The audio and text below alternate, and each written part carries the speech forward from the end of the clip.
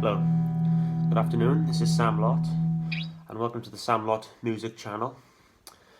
Um, this is my first official YouTube video, and in my first series I'm going to be reviewing every Beatles album from start to finish in order of release, starting with the 1963 debut album Please Please Me.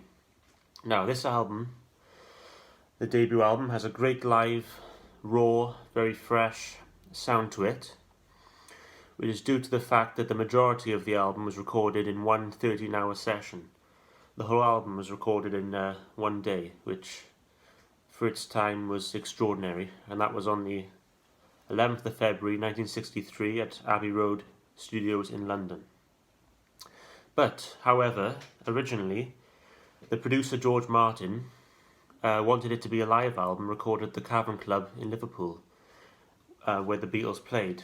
And I didn't know this, I had no idea about this fact until I read this brilliant book, Tune In, by the world-renowned Beatles expert Mark Lewison. The first volume of his extensive Beatles biography it's a trilogy of books. And by the way, if you're a Beatles fan watching this and you haven't read this book, I highly recommend. But anyway, this says a bit about in here, about when he wanted Please Please Me, the first album, to be recorded at the Cavern. On page 800, here it is. As the enemy intimated, it was to be a live album. 10 days after this meeting at the Please Please Me recording session, George explained his idea to journalist Alan Smith. I'm thinking of recording their first LP at the Cavern, but obviously I'm going to have to come to see the club before I make a decision. If we can't get the right sound, we might do the recording somewhere else in Liverpool, or bring an invited audience into the studio in London. They've told me they work better in front of an audience. So, George Martin would have had a look at the club. He checked the acoustics and the atmosphere, and indeed he watched the Beatles perform there to see what they were able to perform, what sort of songs they performed. So, but of course, in the end, as I've said, it was recorded in one day at Abbey Road in London. The album cover was taken at EMI House, Manchester Square, London, and I wouldn't say it's the best album cover compared to some of the later album covers, but historically it's interesting because at this point in time, Ringo Starr, who had only joined the band, he'd only been in the band for a few months after replacing Pete Best as the drummer. He still hasn't. He still doesn't have the Beatle hairstyle. He still has almost an Elvis Presley style quiff, 50s style quiff. So that's pretty interesting. And so, getting into the songs in order. I'm just going to take a quick sip. Just some Pepsi there. So, the album kicks off brilliantly with I Saw Her Standing There, which is a brilliant way to start the debut album. There's great energy on the song, and I love Paul's 1, 2, 3, 4 counting. That's very interesting, and great vocals by Paul and great lower harmony by John Lennon. And then we get into Misery, which is a decent song. It's very short. I like the melody. There's quite an old-time feel on it, and George Martin plays piano with great effect. Next up, Anna Go to Him, which is a cover of Arthur Alexander, who was a British singer around this time, and it's quite a recent cover.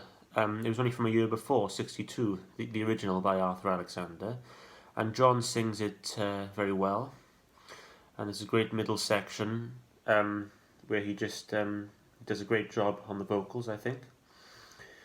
Chains, the next song, which was written by Jerry Goffin and Carole King, who were these great American songwriters from the Brill Building Songwriting Club at that time, who were influential on Lennon and McCartney's songwriting. And yeah, it's not one of my favourite songs, but I think that George does okay on the vocals. It's the first time he sang, and there's not much to say really, but the next song is Boys, which is a cover of the American girl group the Shirelles, who the Beatles were fond of in those early days. and this is the first time Ringo Starr sings. And again, it's not one of my favourite songs, but I think Ringo, he handles the vocal fairly well, and there's great energy on the song, I believe. Yeah. So next up, Ask Me Why, which was the B-side of Please Please Me, the title song of this album, and recorded a few months before the day that the album was recorded in 13 hours. And it's a decent song. John takes the lead, Paul and George on harmonies, and even on this early song, you can already hear the harmonies are being crafted, starting to be crafted. They would improve later on, as a lot of people watching this video would know. And next up, closing side one, is the title song, Please Please Me, which started off life as a slow Roy Orbison style number. John Lennon wrote the song, he was a fan of Roy. Maybe like Only the Lonely, I think he said in an interview. And George Martin, the producer, suggested that they speed it up, that it shouldn't be slow, it should be sped up. And I'm glad he made that decision, because the outcome is a great, energetic, raw number, 2 minutes long, short but sweet, but great energy. And John actually makes a mistake in the last verse, but it's left in the master, and he kind of laughs and then just gets on with it. But it was their first album, and they're still learning, in the studio. So side two opens up with Love Me Do, which this is not the single. It was the first single by the Beatles, Love Me Do which was recorded a few months before this, but this is the album version. But on the single version, George Martin wasn't happy with Pete Best's strumming, one of the reasons he was sacked from the Beatles and replaced by Ringo Starr. There's a few other reasons. But Ringo was meant to be coming down from Liverpool to Abbey Road for the session for Love Me Do, but unknown to Ringo, George Martin had booked a session drummer called Andy White to play, and Ringo turned up, and George said, we have this session drummer, and Ringo was furious, and he was annoyed with George Martin for years after, and George apologised to him on a few occasions. So that's quite an interesting story there.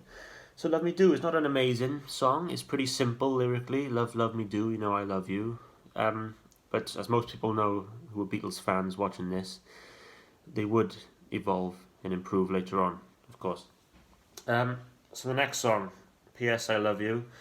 Again, it's quite simple, lyrically, but it's a pretty decent tune. And just before I carry on, something to say about this songwriting credit on this debut album is still McCartney-Lennon, as it was in the early days. But soon after this, it changed to Lennon-McCartney. Right. Next up is Baby It's You, which is written by David Williams and Burt Bacharach, and it was sung by the Shirelles as well. It's a girl group cover. So that shows some of the influence on the debut, and I think John Lennon does a good job on the lead vocals. As a song, I wouldn't say it's amazing, but it's a fairly good cover. Do You Want to Know a Secret is the next song, which is the first time George Harrison takes the lead vocal on his own on a Beatles song. An interesting story about this song is when I was about 9 or 10 years old, playing the Beatles ballads compilation at my nan's house. It was my other grandfather's record, but it got down to my nan's house somehow. And I would play Do You Want to Know a Secret. I would play the compilation endlessly, and Do You Know a Secret was on it. And for the longest time, I thought this was John Lennon singing lead vocals. It's not till I read that I found out it was George Harrison who sings on Do You Want to Know a Secret. And he does a pretty good. It's a nice, simple melody on it. It's a pretty simple song, but it's a nice song. It's not the greatest song, but it's nice. Next up, A Taste of Honey, which is a cover of a musical song. It's from the Taste of Honey musical, the self-titled, and is one that Paul was fond of, and he would sing it at the Cavern in Hamburg, Germany, in the clubs. And John Lennon hated the song. Personally, he described it as a waste of money, and you can hear him on the backing vocals. He sings A Taste of Honey. Doesn't sound very excitable to be singing on it, particularly. Next up is There's a Place, which I find is a fairly underrated song, and the theme for an early Beatles song is the theme is about kind of a introspective theme. You know, slipping into your mind when you're down, kind of thing. And I think this inspired the Beach Boys. Well, Brian Wilson particularly, to write "In My Room" a year later, maybe. You know, that kind of introspective, get away from it all sort of lyric. You know. And then the album closes with "Twist and Shout," which is such a brilliant way to end your debut album. John Lennon recorded the vocal in one take wonder, maybe the greatest song ever to be recorded in just one take. An interesting story about this, which was told in the Beatles anthology by Paul McCartney, is that John Lennon had a sore throat the day that the album was being recorded, February '63, and he was taking these throat tablets all day because he knew at the end of the session he had to rip up Twist and Shout, which he did in one take, which is a brilliant story. So, overall, I think it's a solid debut album, and I think it's the closest we get to hear the Beatles live, how they would have sounded in the Cavern Club and in the clubs of Hamburg, Germany, but where they would play before they were famous. And then after this, you know, on the second album onwards, double tracking and overdubbing, and that's kind of, you know, studio techniques would be employed, and you know, they wouldn't sound like this again, I don't think, you know. As time went by, you know, as studio techniques went by. So it's a solid debut album. I'd give it a 9 out of 10. Not quite a 10, but a 9. So thank you for watching, everyone who decides to watch this. And I've got an album on the way from eBay. I'm not going to say what album, so I'll be doing an unboxing of that, probably in my next video. And then after that, I'll be on to the second Beatles album with the Beatles. So, thank you for watching. Goodbye.